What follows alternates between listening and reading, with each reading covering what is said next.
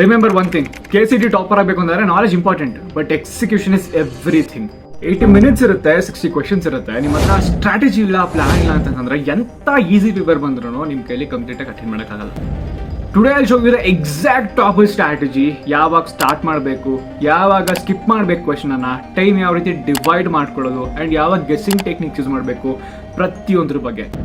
ಏನಕ್ಕೆ ಗೊತ್ತಾ? Same paper same question. ಒಬ್ಬ ಟಾಪರು 50-55 ಕ್ವಶನ್ ಅಟೆಂಡ್ ಮಾಡ್ತಾನೆ, ಒಬ್ಬ ಆವ್ರೇಜ್ ಸ್ಟೂಡೆಂಟು 30 ಕ್ವಶನ್ ಅಟೆಂಡ್ ಮಾಡೋಕ್ಕಾಗಲ್ಲ. ಸೊ ಡಿಫ್ರೆನ್ಸ್ ಏನು? ಸ್ಟ್ರಾಟಜಿ. ನಾನು ನಿಮಗೆ ಒಂದು ವಿಡಿಯೋದಲ್ಲಿ ಎಂಡ್ ಟು ಎಂಡ್ ಸ್ಟ್ರಾಟಜಿ ತಿಳಿಸ್ಕೊಡ್ತೀನಿ. ದಯವಿಟ್ಟು ವಿಡಿಯೋ ಬರೀ ಕೇಳಿಸ್ಕೊಂಬೇಡಿ, ಅರ್ಥ ಮಾಡ್ಕೊಳ್ಳಿ. ನೀವು ವಿಡಿಯೋ ಸ್ಟಾರ್ಟ್ ಮಾಡೋದಕ್ಕಿಂತ ಮುಂಚೆ ಚಾನಲ್ ಸಬ್ಸ್ಕ್ರೈಬ್ ಆಗಿ. ನಮ್ಮ ಇನ್ಸ್ಟಾಗ್ರಾಮ್ ಲಿಂಕ್ ನಿಮಗೆ ಡಿಸ್ಕ್ರಿಪ್ಷನ್ ಸಿಗುತ್ತೆ, ಫಾಲೋ ಮಾಡಬಹುದಾಗಿರುತ್ತೆ. ಬರೀ ಡೈರೆಕ್ಟಾಗಿ ವಿಡಿಯೋಕ್ಕೆ ಹೋಗುವ.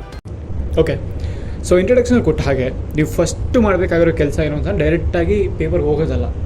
ಪೇಪರ್ನ ಹೆಂಗೆ ಅಟೆಂಡ್ ಮಾಡಬೇಕು, ಅದಕ್ಕೆ ಟೈಮ್ನ ಡಿವೈಡ್ ಮಾಡ್ಕೊಬೇಕು. ಸೊ ನಾನು ನಿಮಗೆ ಫಸ್ಟು ಟೈಮ್ ಡಿವಿಷನ್ ಬಗ್ಗೆ ಮಾತಾಡ್ತೀನಿ, ಆದಮೇಲೆ ಹೆಂಗೆ ಸ್ಟಾರ್ಟ್ ಮಾಡೋದು, ಯಾವ ಕ್ವಶನ್ಗಳನ್ನ ಸ್ಕಿಪ್ ಮಾಡಬೇಕು ಅದ್ರ ಬಗ್ಗೆ ಮಾತಾಡ್ತೀನಿ. Okay, let's start with time division. ಇದು ಲೆವೆಲ್. ನೆಕ್ಸ್ಟು ಎಷ್ಟು ನಂಬರ್ ಕ್ವಶನ್ ಅಟೆಂಡ್ ಮಾಡಬೇಕು ಮತ್ತು ಟೈಮ್ ಸ್ಪೆಂಡ್ ಮಾಡಬೇಕು ಅನ್ನೋದ್ರ ಬಗ್ಗೆ. ಇದು ಅರ್ಥ ಮಾಡ್ಕೊಳ್ಳಿ. ಇದನ್ನು ಎಷ್ಟೋ ಜನ ಟಾಪರ್ಗಳು ಯೂಸ್ ಮಾಡ್ತಾರೆ. And this one of the most effective method to attend your ಅಂದರೆ ಡಿವೈಡ್ ಯುವರ್ ಪೇಪರ್ ಅಥವಾ ಟೈಮನ್ನು. ಫಸ್ಟ್ ಒಂದು ಟೈಮ್ ಡಿವಿಷನ್. ಇದರಲ್ಲಿ ನಾವು ಈಸಿ ಕ್ವೆಶನ್ಸನ್ನು ನಾವು ಅಪ್ರಾಕ್ಸಿಮೇಟ್ಲಿ 25-30 ಕ್ವಶನ್ ಅಟೆಂಡ್ ಮಾಡೋದಕ್ಕೆ ಪ್ರಯತ್ನ ಮಾಡಬೇಕು. ಈಸಿ ಕ್ವಶನ್ಸ್ ಅಂದರೆ ಹೆಂಗೆ ಮನೋಜ್, ಎಂಥ ಕ್ವಶನ್ಸ್ ಈಸಿ ಅಂತ ನಾವು ಕನ್ಸಿಡರ್ ಮಾಡ್ಕೊಬೇಕು.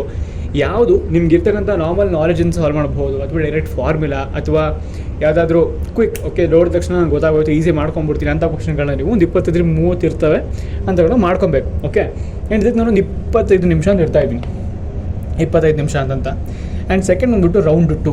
ಸೊ ರೌಂಡ್ 2 ಅಲ್ಲಿ ನೀವು ಅಪ್ರಾಕ್ಸಿಮೇಟ್ಲಿ ಮೀಡಿಯಮ್ ಕ್ವಶನ್ ಅಂತಂದರೆ ನಿಮ್ಮ ಕ್ವಶನ್ ಗೊತ್ತು, ಬಟ್ ಸ್ವಲ್ಪ ಕ್ಯಾಲ್ಕುಲೇಷನ್ ಇನ್ವಾಲ್ವ್ ಆಗಿರುತ್ತೆ. ಇಂಥ ಕ್ವಶನ್ಸ್ ಅಪ್ರಾಕ್ಸಿಮೇಟ್ಲಿ ಒಂದು 20 ಅಂತ ಅಂದ್ಕೊಳ್ಳೋಣ. ಮೀಡಿಯಮ್ ಕ್ವಶನ್ಸ್ 20 ನೀವು ಅಟೆಂಡ್ ಮಾಡಬೇಕು ಒಂದು 25 ನಿಮಿಷದಲ್ಲಿ. ಸೊ ಇಲ್ಲಿ 50 ನಿಮಿಷ ಆಗೋಯ್ತು. ನಿಮ್ಮ ಟೋಟಲ್ 80 ನಿಮಿಷ ಕೊಟ್ಟಿರ್ತಾರೆ.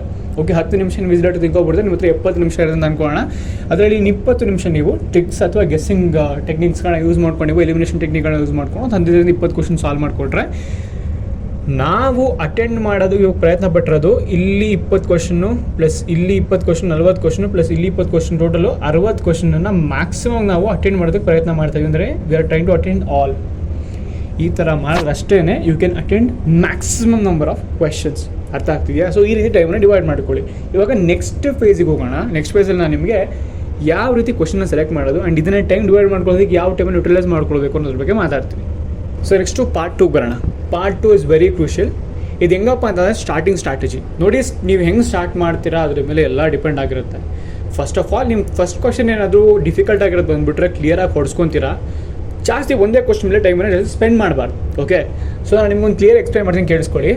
ಸೊ ಫಸ್ಟು 1 to 2 minutes ಏನಿರುತ್ತೆ, ನೀವು ಪೇಪರ್ ನಿಮ್ಮ ಕೈಗೆ ಬಂದಾದ್ಮೇಲೆ ನೀವೆಲ್ಲ ಓದಾದ್ಮೇಲೆ ಪೇಪರ್ನ ಸಾಲ್ವ್ ಮಾಡೋಕೆ ಇಟ್ಕೊತೀರಲ್ಲ, ಡೈರೆಕ್ಟಾಗಿ ಕ್ವಶನ್ನ ಸಾಲ್ವ್ ಮಾಡೋದಕ್ಕೆ ಜಂಪ್ ಮಾಡಬೇಡಿ. ನಿಮಗೆ ಲೆಟ್ಸೆ ನಾಗೇ ಹೇಳಿದ ಹಾಗೆ ಫಸ್ಟ್ ಕ್ವಶನ್ ಏನಾದರೂ ಸಿಕ್ಕಾಪಟ್ಟೆ ಡಿಫಿಕಲ್ಟ್ ಆಗಿರೋದು ಬಂದುಬಿಟ್ರೆ literally spend time in solving that, because ಈಗ ಹೋಗ್ಬಿಡುತ್ತೆ ಈ ಕ್ವಶನ್ ನನ್ನ ಕೈಲಿ ಸಾಲ್ವ್ ಮಾಡೋಕ್ಕಾಗಲ್ಲ ಅಂತ ನೀವು ಅಂದ್ಕೊಡೋದಿಲ್ಲ, ಬಟ್ ಬರುತ್ತೆ ನಿಮಗೆ. ಓಕೆ, ಸೊ ಅದಕ್ಕೆ ಫಸ್ಟ್ 2 ನಿಮಿಷ ನೀವು ಕ್ವಿಕ್ ಸ್ಕ್ಯಾನ್ ಮಾಡ್ಕೊತೀರಾ and you will find out what is easy for you. Okay, ಯಾವ್ದು ನಿಮ್ಗೆ ಈಸಿ ಅಂತ ಅನಿಸುತ್ತೆ ಅದನ್ನು ಹುಡ್ಕೊತೀರಾ.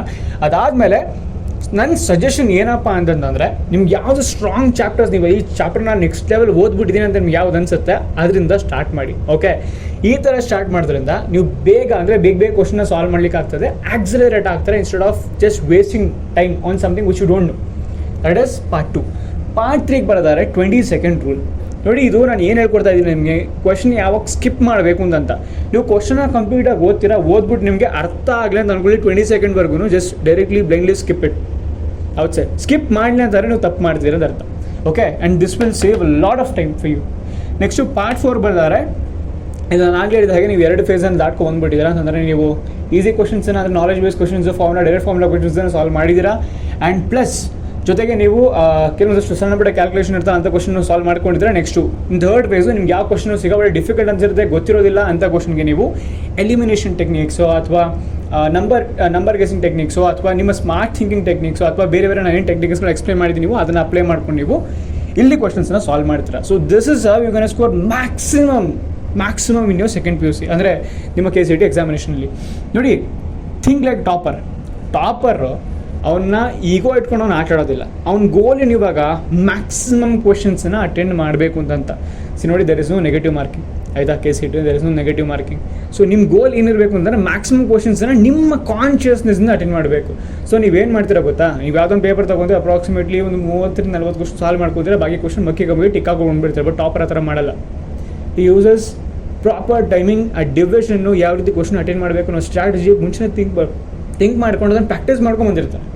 Okay, and that's what we are doing. Time waste ಮಾಡಬಾರ್ದು. ಆ ಕೊಟ್ಟಿರೋ 70 ನಿಮಿಷ ಅಂದರೆ 70 ನಿಮಿಷ ಏನಿರುತ್ತೆ ನಿಮ್ಮ ಲೈಫಲ್ಲಿ ಮೋಸ್ಟ್ ಕ್ರೂಷಿಯಲ್ ಟೈಮ್ ಆಗಿರುತ್ತೆ. ಸೊ ಫಸ್ಟು ಟೈಮ್ ಕರೆಕ್ಟಾಗಿ ಯೂಸ್ ಮಾಡ್ಕೊಳ್ಳಿ. ನೆಕ್ಸ್ಟ್ ಯಾವುದು ಈಗೋ ಸಾಲ್ವಿಂಗ್ ಮಾಡಬಾರ್ದು. ಈಗೋ ಸಾಲ್ವಿಂಗ್ ಅಂದರೆ ಹೆಂಗೆ ಮನೋಜ್, ಈಗ ಲೆಸೆ ಯಾವುದೋ ಒಂದು ಕ್ವಶನ್ ನಿಮ್ಗೆ ಸಿಕ್ಬಿಡ್ತು ನನಗೆ ಇದೇನಕ್ಕಾಗಲ್ಲ ಅಂತ ಕ್ವಶನ್ ಮೇಲೆ ಕೂತ್ಕೊಂಡ್ರೆ ನಿಮ್ಮಷ್ಟು ಮೂರ್ಖ ಯಾರೂ ಇಲ್ಲ. Because 70 minutes is golden time.